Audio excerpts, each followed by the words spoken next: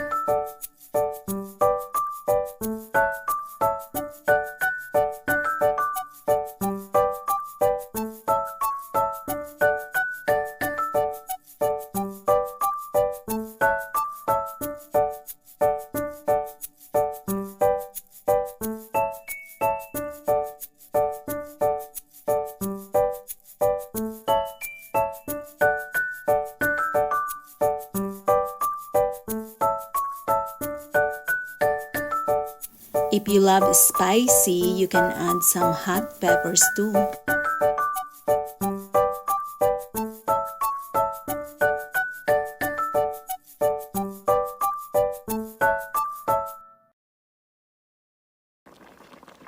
You can bring the sauce on the top of the fried fish or the other way around.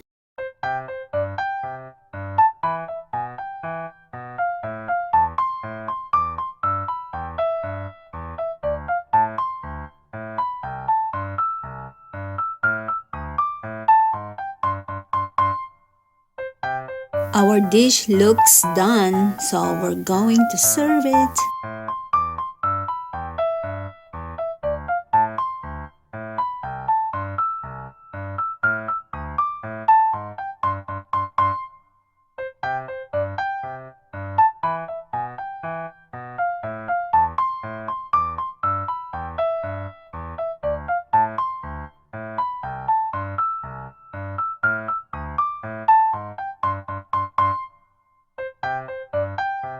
Rice is life. We can serve it over the steamed rice too. There you have it. Filipino-style fish escabeche.